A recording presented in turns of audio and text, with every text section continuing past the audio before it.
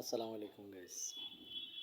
আপনার হচ্ছে এই দেশে সব কিছু চুরি হয়। দেখেন যে আগে রেলওয়ে যন্ত্রপাতি চুরি হইতো বা বিভিন্ন সরকারি গুদামের মালামাল চুরি হইতো। তারপরে বিভিন্ন মেডিকেল কলেজের অনেক জিনিসপত্র চুরি হইতো এবং এমন এক জায়গায় এসে ঠেকছে। দেখেন এই চুরি করতে করতে করতে করতে এখন এসে কি হইছে, বিমানের চাকা চুরি হয়ে গেছে 10টা।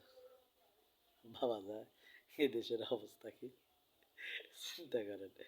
অথচ বাহিরে যদি কোনো কিছু হয় সেটা দেখা গেছে সাধারণ পাবলিকের গায়ে চলে যায়। যেমন কি এই যে কিছুদিন আগে পাথর চুরি হয়েছে, সেটা অনেকে সাধারণ পাবলিকের কিছু চুরি করছে, বিভিন্ন প্রভাবশালী লোকজন চুরি করছে, সেখানে সরকারি বেসরকারি অনেক লোকে জড়িত ছিল।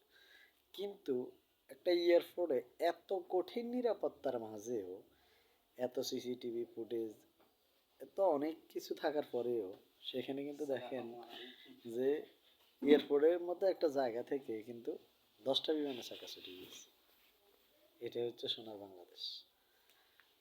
তো ভবিষ্যতে এরকম অনেক কিছু চুরি হবে, কিন্তু একটা প্রশ্ন হচ্ছে সব কিছু চুরি হচ্ছে তাইলে এই দেশের সরকার কেন আছে? সে চুরি হচ্ছে না কেন? তাকে কেন চুরি করে না? এইটাই তো বড় বিষয় নাকি?